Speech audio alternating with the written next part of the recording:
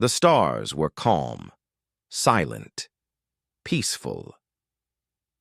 Captain Valzoran stood on the bridge of the Zarath-class cruiser Halron's Claw, staring out into the void.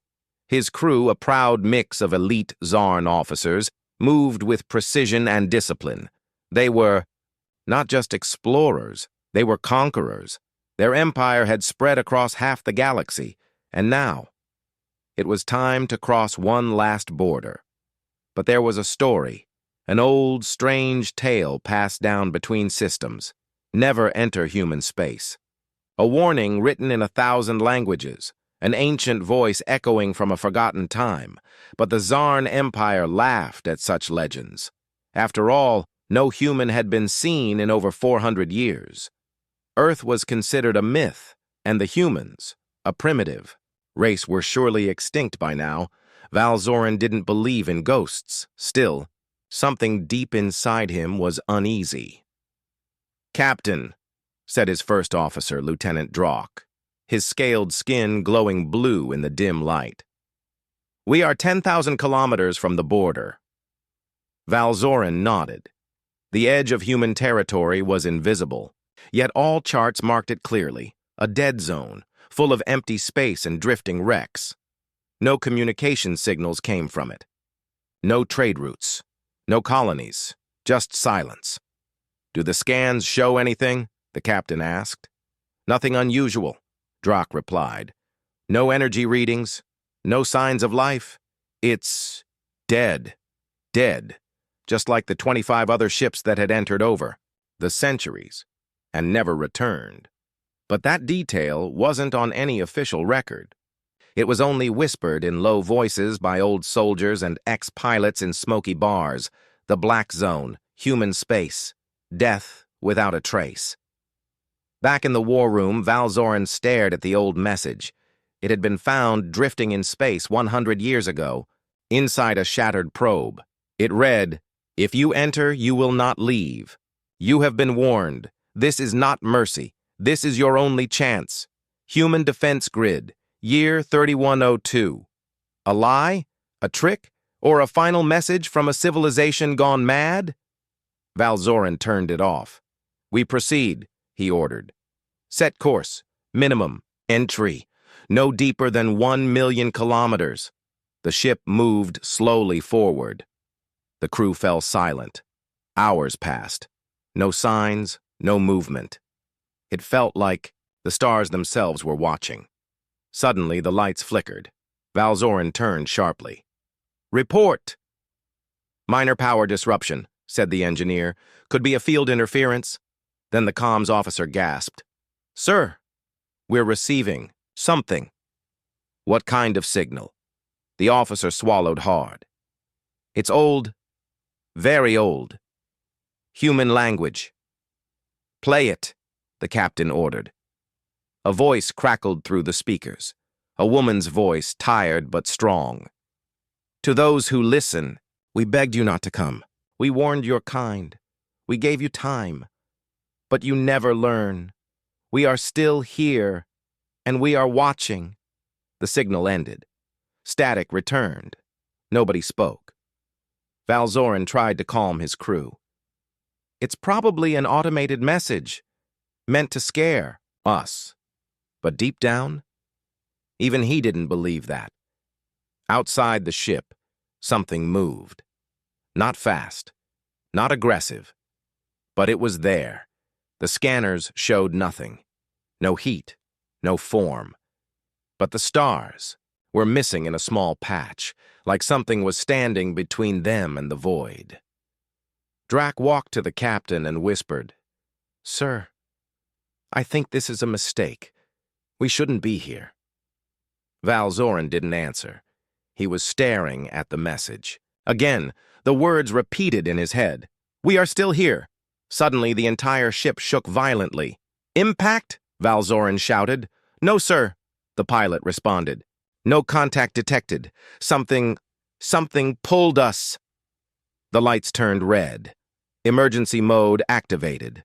"Reverse course," Valzoran yelled, but the engines were offline. The Zarath-class ship floated silently in darkness. Then, screens on every console blinked, static again. But this time, images appeared. Old war footage. Humans, fighting machines, aliens, each other. Brutal, efficient, no mercy. A woman in combat armor stood in front of a camera. Her face was bloodied, but she stared without fear. They will forget us. But we will not forget them. We are the children of war. We were born in fire. And we will die only when we choose. Then the screen went black. Valzorin was frozen. This isn't a dead race, he whispered. They never died, Drax said. They went silent. Suddenly, every light on the bridge turned off. Darkness. Then a final message lit up, burned into every screen. This was your only warning. And from the blackness outside, something large moved, like a shadow with glowing red eyes. It wasn't a ship. It wasn't a drone. It was alive. The Halron's claw was never seen again. No distress signal, no escape pods, no wreckage, just silence, like so many others before it. But 3 days later, a single probe returned. It had no message. Just one symbol burned into its hull, a circle, inside it, a human skull, beneath it, the words in old Earth tongue. You were warned. The galaxy was quiet. No message came from the Halron's claw, no signal, no sound, nothing. It had entered human space 3 days ago and vanished. High command of the Zarn Empire was confused and angry. We don't lose ships, said Admiral Trelvos. This is not magic. There must be an answer. So they sent another ship. This time it was the Zervax, a scout-class vessel, fast, light, and equipped with deep-range scanners. Its mission was simple. Go in, find the missing cruiser, and return. It was a mistake. Commander Enrel was young, smart and confident. He didn't believe in ancient warnings or ghost stories. He laughed when his crew talked about human legends. Dead space is just that. Dead, he said. We'll find their wreck, maybe some pirates, and go home. But as the ship neared the invisible line that marked human territory, the crew went quiet. No stars looked strange. No threats appeared. But something felt wrong. The moment they crossed the line, everything changed. The temperature dropped inside the ship. Systems began to lag. Environmental readings are unstable, reported the science officer. Shields are flickering, added engineering. Nrel frowned. Any reason? No, nothing is attacking us, but the ship is acting like it's scared. Then the static began. Every monitor, every console. A strange white noise echoed through the speakers, and in the static, voices, human voices, screaming, crying, laughing, all mixed together, like a broken radio from hell. Then it stopped. The lights dimmed.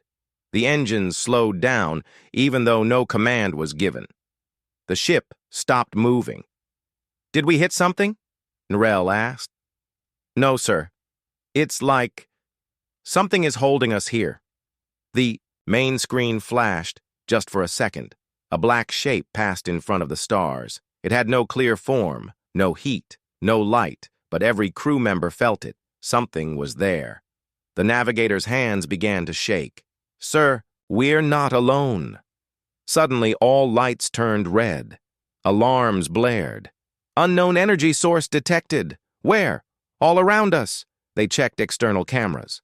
Nothing, but the ship's AI began to speak on its own. You were told to stay away. You chose not to listen. Now you are seen. Nrel ordered full reverse. The ship tried to move, but every thruster failed. The stars on the screen began to warp, as if space itself was bending. Then, a shape appeared.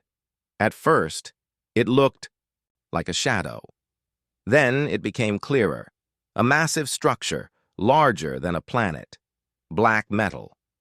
No lights, no weapons visible, but it pulsed like a heartbeat. Is it a ship? Someone whispered. No one answered. Then the power died. Complete darkness. Only one thing remained, the main screen. A message appeared, simple words. Clear. Cold. "You have crossed the border. We see you. We remember everything." Narel's voice trembled. "Try to send a message. Anything." The comms officer screamed. "Sir, I can't. The system, it's being overwritten." By what? The screen changed. A video played. It was a recording of old human warships. They were fast, deadly, covered in scars, but still flying. The ships moved like ghosts. They hunted. They burned. They destroyed. No mercy, no fear. The video ended with one sentence: "You forgot us, but we never forgot you." Suddenly, the Zervax began to spin, violent, fast. The crew fell over. Systems exploded. Then, just like that, it all stopped. Silence. Gravity returned. Lights flickered. The ship was drifting, powerless, but they were still alive. And Rel crawled to his chair. "Get me control. Get me anything." The screen turned on by itself again. It showed the face of a human, not a video. A live feed. A woman. With dark eyes. Strong. Calm. She said, "This is not war. This is not revenge. This is memory. Stay out of our space, or the next ship will not return." Then her image vanished. Engines came back online. The ship slowly turned. The stars were normal again. It was over, or so they thought. The Zervax returned to Zarn space, but they didn't bring answers. Only fear. And one message, burned into their main console. "We warned you," but the Zarn Council didn't believe it. They thought it was a trick. They laughed at the warning, and so they prepared a full fleet, a fleet to invade, to destroy, to test the myth. They had no idea what was waiting for them. The Zarn High Council was angry. 2 ships had entered human space. 2 ships had returned, broken, scared, and silent. The Halron's claw was lost completely. The Zervax came back with one message: "Stay out." But the council did not believe it. They called the recordings fake. They said the humans were extinct. "Humans are primitive," said High Speaker Vosrek. "They cannot scare us with shadows." So they sent a fleet, 10 warships, 50 fighters, 3 dreadnoughts. They were going to enter human space and end the myth forever. The commander of the fleet was Admiral Krell. He was proud, cold, a hero of many wars, but even he hesitated as the fleet approached the invisible border known as the Black Zone. The stars looked the same, but the silence was too perfect. No comm signals, no transmissions, not even background radiation. "This area is wrong," said the science officer. Krell ignored him. "Scan the space. Look for human ships, wrecks, bases, anything." They scanned for hours. Nothing. Just empty black space. But the ships began to act strange. Systems slowed. Shields flickered. The crew began to feel watched. Then the dreadnought Vascor went quiet. No message. No light. Just gone. "Krell to Vascor," the admiral shouted. "Respond." No answer. Then one of the smaller ships screamed over the comms, "Something's here!" It's silence. The screen showed a flash of light. Then darkness. Another ship gone. Krell's fleet had not fired a single shot, but 3 ships were already missing. Suddenly, the main sensors detected movement. Thousands of objects. No clear forms. No engines. Just shadows moving across the void. Krell's eyes widened. "What are those?" No one answered. The objects had no heat, no radiation, but they were coming closer. One of the Zarn officers gasped. "Sir, the stars, they're disappearing."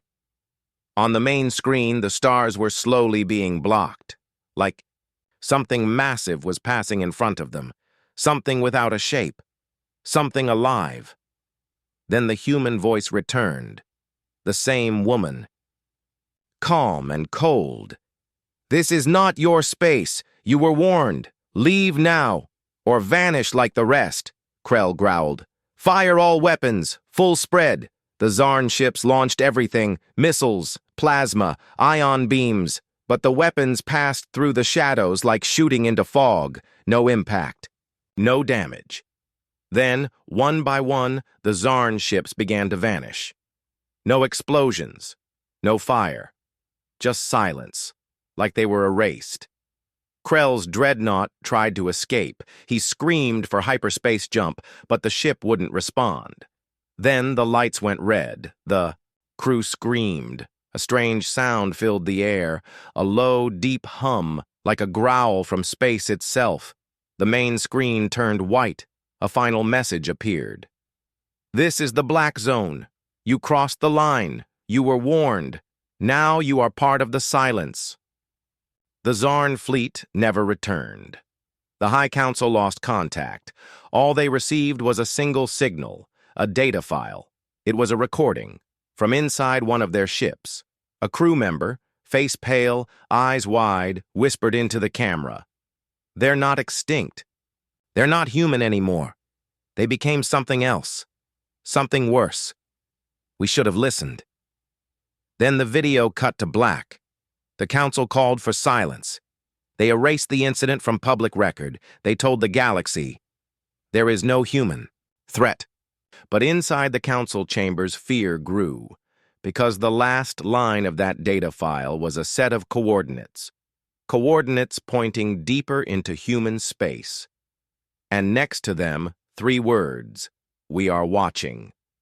The galaxy began to whisper. 10 Zarn. Warships entered human space. None came back, and the message they left behind chilled every council in the stars. "We are watching." But no one could find out who was watching, or what.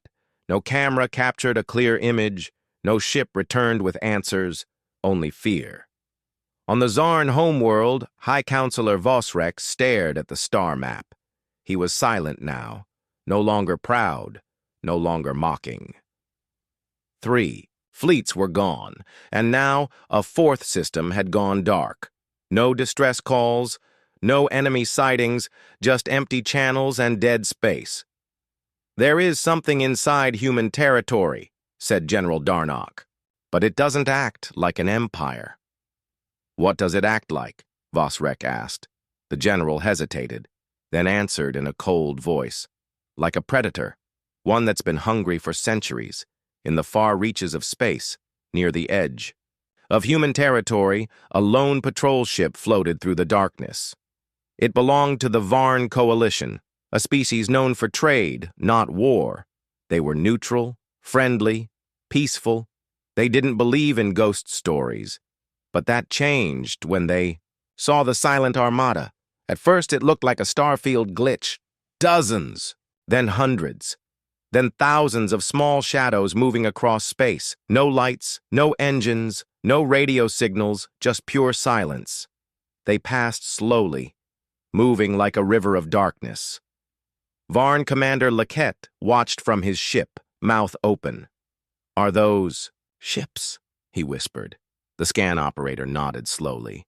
"Yes, human ships." But they were unlike anything the galaxy had ever seen. Old hulls, deep scars, ancient weaponry, but fully functional, fully moving, and fully silent. Their formation was perfect, too perfect, like they had trained together for centuries. Suddenly, one ship turned toward the Varn vessel, a massive, jagged warship with no name. It did not fire, it did not speak, it simply stared, if such a thing was possible in space. Then a single message appeared on the Varn screen. "We see you. You are not the enemy. But watch your step." Then the ship turned and vanished into the dark. The Silent Armada moved on. The Varn fled home. They told everyone. And this time, the galaxy listened. The Eldari Empire raised their defenses. The Chirac Syndicate stopped all border trade. Even the Zarn halted their attacks, because now every species had seen the shadows move. Back on a cold moon near Zarn space, a secret listening. Station recorded a strange sound. It was a whisper, layered with static, but clear. The galaxy forgot us, but we remember all of you. And then a new horror was revealed. The Silent Armada wasn't just made of old human ships. It was made of old alien ships, too. Captured, rebuilt, changed. Now, part of the human fleet. Counselor Voss Rex stood in front of the council with shaking hands. They didn't vanish, he said. They adapted. They evolved. They were watching us all this time. He paused. And now, they're moving. In the deep dark of space, the Silent Armada changed course, no longer defensive, no longer passive. It was heading toward a Zarn colony. Not to warn, not to threaten, but to remind them what happens when warnings are ignored. The Zarn colony of Veltrax 9 was peaceful. It was far from any border, built deep inside Zarn territory. Families lived there. Scientists worked there. Soldiers relaxed there. They believed they were safe. They were wrong. 3 moons surrounded the planet. On the night of the red moon, something appeared in orbit. No alarm was triggered. No scanner picked it up. It just appeared. A black shape. No lights. No sound. Then another, and another, until the sky above Veltrax 9 was filled with dozens of dark human warships. They made no demands. They sent no warnings. Inside the colony command center, chaos broke out. "Who are they?" a technician shouted. "They're human ships," the officer replied. "That's impossible. We're not even near human space." But it was true. The Silent Armada had arrived. Then, without a word, the largest human ship opened a data channel. No video, just sound. A recording. Old, damaged, full of static. But the voice was clear. It was a human general. His voice rough, tired, full of fire.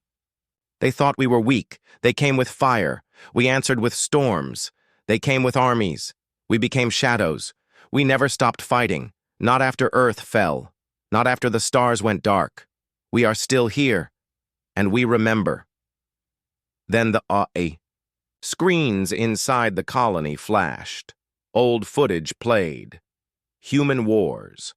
Fierce battles on burned planets. Giant mechs marching through fire. Ships crashing into enemy fleets with no fear of death. One video showed humans fighting an army 10 times their size and winning. Another showed human children learning war tactics like games. No crying, no fear, just preparation. The colony's defense commander whispered, "They were built for war." Another officer said, "No, they were broken by war," and turned into something worse. The main screen showed the human logo, a shattered Earth inside, a circle of stars. Underneath it, one line of text appeared. "We warned you. Now we show you what we became." Then, without firing a single shot, the human ships released the data package. Inside were records, millions of them, human research, technology, war logs, enemy captures, names, faces, victims, all taken from past alien empires that once tried to destroy Earth, including the Zarn. The Zarn High Council had hidden the truth. Long ago, they were part of the war against Earth. They helped burn human colonies. They erased records. And now, humanity was showing the truth to everyone. Veltrax 9's communication network was hijacked. The entire colony watched as the files played, and the people began to question everything. Some Zarn citizens cried, some grew angry, but most were afraid, because they realized something terrible. The humans had not forgotten a single name, every fleet, every planet, every war crime. It was all there, and the message was clear. Forgiveness was offered. You laughed. Now you remember, or you fall. Then the human ships turned. and vanished again into the stars. No attack, no destruction, just memory. But that was worse, because now the Zarn people knew. The war wasn't coming. It had already started. The Zarn High Council was in crisis. Veltrax, 9 hadn't been attacked, but it had been exposed. The truth was now public. Every citizen saw the human war logs. Every leader knew that the old war crimes had been recorded. And now, no one trusted the council anymore. Protests started. Generals resigned. Allied species pulled away. But worst of all, everyone feared what the humans would do next. The Zarn military decided to act before it was too late. "We won't wait for another warning," said Supreme Commander Threx. "We strike first." A new battle group was created. 5 elite warships, 50 advanced drones, 3 orbital carriers. Their mission: enter human space, find the hidden fleet, and destroy it. But this time, they used a different plan. No direct route, no known borders. Instead, they would drop in through a blind zone, an uncharted section of deep space. They believed they had the advantage. They believed they were prepared. They were wrong. When the strike fleet jumped into human space, they found nothing, just black stars. No planets, no bases, no signals. They scanned for hours. Then suddenly, a ping. "Signal detected," said the sensor tech. "But it's not from a ship." "What is it?" the commander asked. The tech frowned. "It's from a satellite. Very old, maybe 300 years. The Zarn ships approached slowly. It was a small metal object floating alone. Old Earth design, rusty, burned, but still active. They connected to its signal, and it began to broadcast. "This beacon marks the death of the old world. Earth burned. But we did not die. We evolved. If you are hearing this, you have already made a mistake." Suddenly, the satellite exploded, sending out a wave of static and noise. The signal wasn't just a warning. It was a locator pulse. Within seconds, the space around them shifted, not physically, but visually. Stealth fields dropped, and dozens of dark human warships uncloaked, above, below, behind. Perfect formation, silent, still, watching. The Zarn commander screamed, "Raise shields! Prepare to fire!" But it was too late. The human ships struck first, and they struck fast. No flashy weapons, no warning shots, just precision attacks.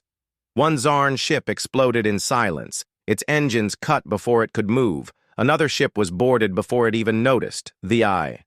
Crew tried to fight. They were tranquilized, not killed, captured. One by one, the Zarn ships were disabled, not destroyed. And then, the humans sent a message. A live feed appeared on every remaining Zarn screen. A man stood on the bridge of a dark human warship. His armor was old, scratched, heavy. His eyes were cold. He said, "This was not an attack. This was a demonstration." "You've forgotten the cost of war." "We haven't." "You think peace is your right. We know peace is a choice." "You chose to cross the line. So we crossed yours." Then he stepped aside. Behind him, a giant hollow map appeared. It showed Zarn space, with dozens of red marks, inside their own territory. "Those are our scouts," he said. "We've been inside your space for decades. You thought we were hiding. We were watching, listening, learning. This was your first strike. The next one will be ours." The feed ended, and then the human ships vanished. No warp trail, no signal, just gone. The remaining Zarn officers sat in silence. They hadn't lost a war. They never even got to start one, because the truth was clear. Now, the war had already begun, and humanity was already winning. Panic. That was the only word to describe what happened in the Galactic Council after the human demonstration. One moment, the Zarn fleet had jumped into human space. The next, they vanished. And then came the broadcast. A single message sent to every council world, in every language, at the same time. From the humans. It was short. Cold. You came into our space. You brought weapons. You were spared. We have seen what your council really is. Now the galaxy will see what we've become. The message shocked every species, but the council made a terrible decision.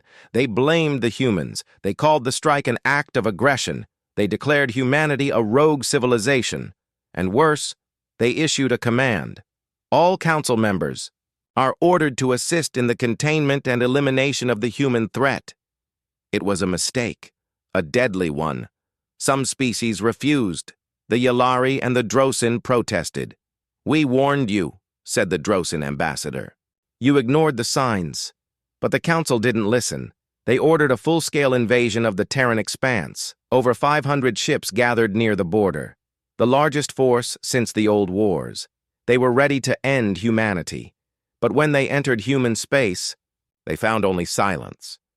No planets, no stations, no fleets, just old ruins, dead satellites, empty rocks. Then one of the forward ships sent a message. It was only one word: run. Seconds later, all contact was lost. That's when the others saw. It from the darkness came something massive, a shadow, a shape, larger than any ship ever recorded, not just big, ancient, armored, alive, the USS Black Star.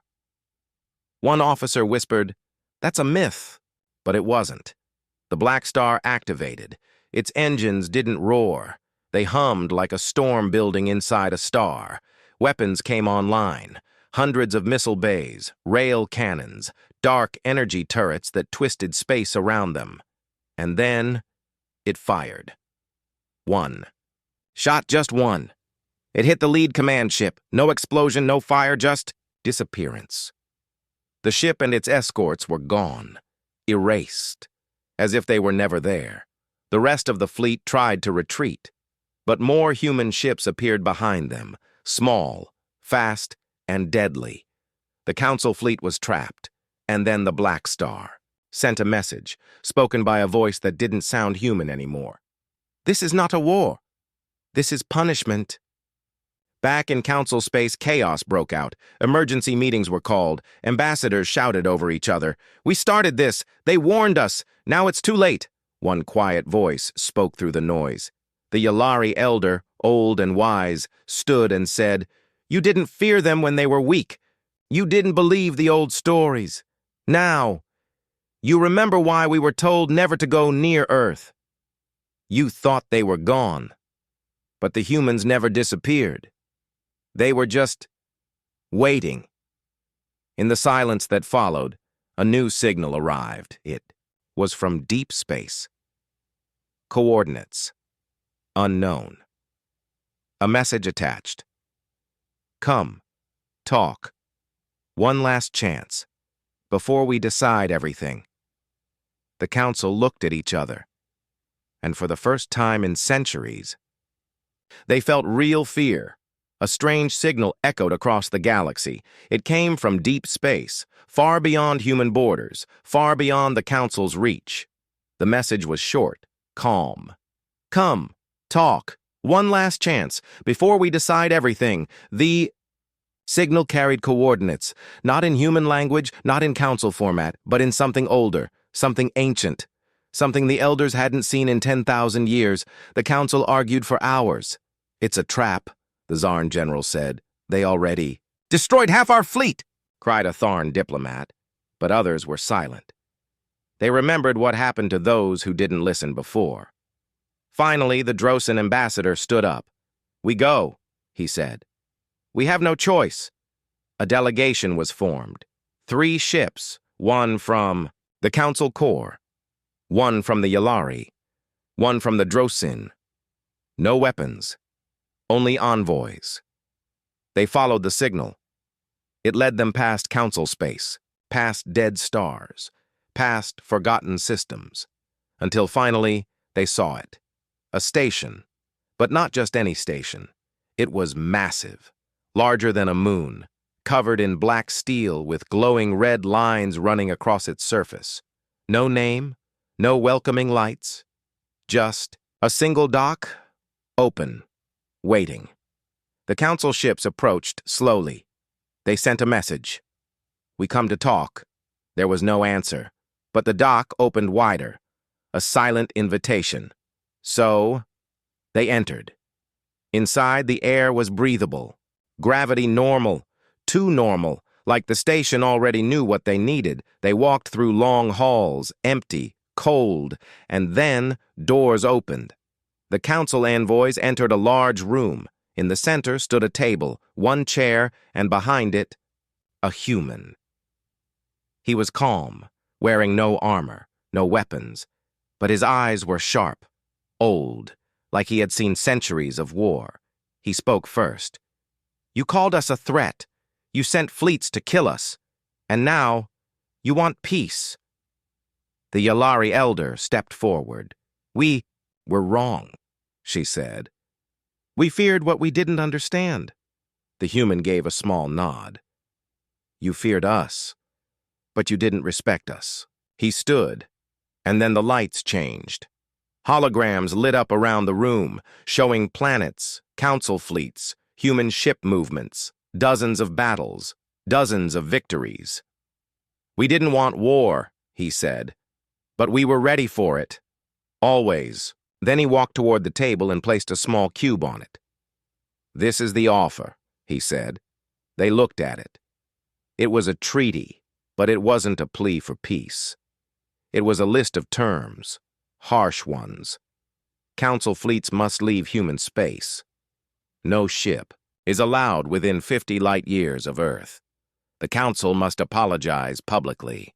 And worst of all, the Council must step down from its position of power. In its place, a new alliance, led by humanity. The Drosin ambassador trembled. This is surrender." The human gave a cold smile. "No, this is balance. We're giving you a choice." The envoys looked at each other. Say no, and war would continue. Say yes, and humanity would take control. But at least the galaxy would survive. Before they could answer, the human said one final thing. "You feared the monsters beyond the stars. You should have feared what you created when you exiled us." The room went silent, and then the lights dimmed.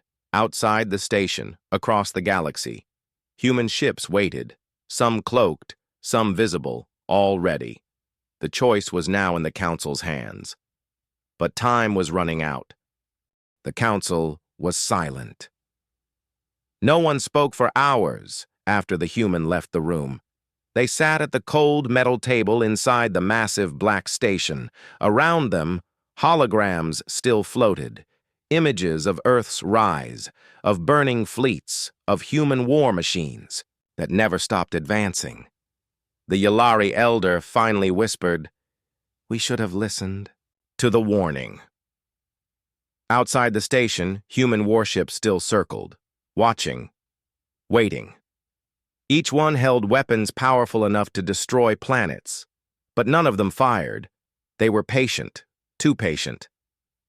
That made the Council even more afraid. Back in Council space, chaos was growing. News had spread. Entire sectors had gone dark. Fleets that once ruled over star systems were now silent. Gone, destroyed by ships no one could track. People began to panic. Worlds turned against each other. The Council's power was cracking. In the shadows of a dead moon, a small rebel group gathered. They weren't human, but they had seen the truth. One of them, a Varn soldier, said quietly, "We followed the Council for 1,000 years. He pointed to a screen, a live feed of Earth's black-armored fleet surrounding another alien stronghold. But now we follow the ones who fight with purpose, the ones who were cast out. They weren't alone. Across the galaxy, other groups were saying the same. The Council had enemies. Now those enemies wanted to stand beside humanity. Meanwhile, deep inside the human command ship, Iron Vow, Commander Rhea Voss studied new reports. She saw every council decision, every betrayal, and she saw something else, a hidden fleet, buried far outside the known systems, old, powerful, and once thought lost. "The Ghost Armada," whispered her officer. "They vanished during the first uprising." Rhea looked up sharply. "If they still exist, they could tip the balance. The humans knew they didn't need to destroy the galaxy, they just needed to show it who was truly in charge now. But, still, something wasn't right. The silence from one region, Sector X-49, was too perfect. No ships, no signals, nothing, just empty stars. Commander Voss stared at the sector's dark space map. "Something's hiding there," she said.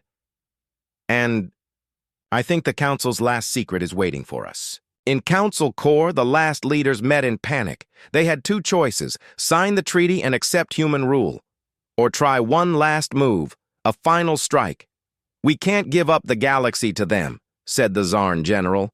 "They'll remake everything," warned the Tharn. But one voice, old and quiet, spoke from the shadows. The Kroll archivist. "Let me show you what lies in Sector X-49, she said, and what she revealed changed everything. Under the dark stars of X-49, something slept. It wasn't human. It wasn't Council, it was older, built by the first builders, buried by time. And it was waking up. The Council had always kept it hidden, a weapon too dangerous to use. But now, in fear of humanity, they were considering it. Back on Earth, alarms lit up. The deep space sensors had detected something. Movement in the ghost sector. "They're opening the vault," said the AI voice coldly. "The old one is stirring." Commander Voss clenched her fists. "They're going to unleash it." The humans had warned the Council not to enter their space. They had warned the Council not to start this war. Now the Council was about to do something worse than war. They were going to release something that even humanity feared. Darkness spread. From Sector X-49, not just shadows, but something deeper. A silence that swallowed signals. Cold that touched every system. From thousands of light years away, human satellites picked it up first. "Something has awakened," the AI on Earth whispered. "The ancient fail-safes have been broken." Commander Rhea Voss stood on the bridge of the Iron Vow. Her crew was frozen, watching the map as entire stars dimmed. "Is that a weapon?" one officer asked. Voss said nothing. She had seen the forbidden files. This was no weapon. It was a mind, older than the Council, older than war. Something the First Galactic Empire had locked away. Something the Council swore would never be touched. Until. Now, on the Council homeworld, leaders screamed at each other. "It's not responding to our commands. We were fools to wake it." The Kroll archivist just closed her eyes and whispered, "It doesn't follow commands. It follows hunger." The ancient machine, called the Harrower, was once built to clean failed galaxies, to erase civilizations that grew too violent. Now, it was coming here, to this galaxy. Humanity reacted fast. Within hours, fleets were on the move. The Black Star, the Iron Vow, the Fist of Earth, all launched from different sectors. They didn't come to save the Council. They came because if this Harrower was not stopped, nothing would survive. Not aliens. Not humans. Not even the stars. The first encounter happened near the edge of Sector X-49. A scout ship tried to send a message. It vanished in seconds, cut apart by invisible forces. Then came the wave, massive gravitational distortions, time glitches, ships exploding without reason. The Harrower didn't fire weapons. It rewrote reality, and it was headed toward the galactic core. On board the Black Star, the ship's AI made a decision. This threat is beyond conventional war, activating Protocol Omega-13. Captain Jules Kane nodded. He had trained for war, but this was more. This was about survival of existence. They launched the Forge Lance, Earth's secret final weapon, a star-core drill powered by the minds of enhanced humans, each one linked to ancient Earth tech. They aimed it straight at the heart of the Harrower. The final battle shook the fabric of the galaxy. Human ships moved in perfect silence, no shouting, no fear. Each one knew this was the endgame. They fought not for revenge, but because no one else could. The Harrower broke through the first line of ships. Reality bent around it. Some crew saw visions, Earth burning, timelines collapsing. But the Forge Lance hit its mark. The weapon drilled into the Harrower's core. And something screamed, not with sound but with memory. It remembered Earth. It remembered the day it first saw humans, back when it slept in another galaxy. And it feared them, because humanity was like it. Unstoppable, resilient, born from ruin. The Harrower tried to flee, but it was too late. Commander Voss, Captain Kane, and the fleets of Earth closed in, and they didn't stop. They kept pushing, until the Harrower cracked. It shattered into pieces across dead space. And then, there was only silence. Real silence. Back in Council space, the surviving aliens watched human fleets return. No cheering, no victory speeches, just grim, focused silence. The message was clear. You woke something you didn't understand. Humanity ended it. Never test us again. Epilogue. The Council was dissolved, the galaxy rebuilt, but Earth did not join any new alliance. Humans returned to their space and shut the doors. They left a single beacon behind, a warning in all known languages. This space is under human protection. Enter only with peace, or don't enter at all. No one ever crossed the line again, because now the galaxy understood the truth. The humans warned them. They didn't listen, and they were lucky that humanity showed mercy.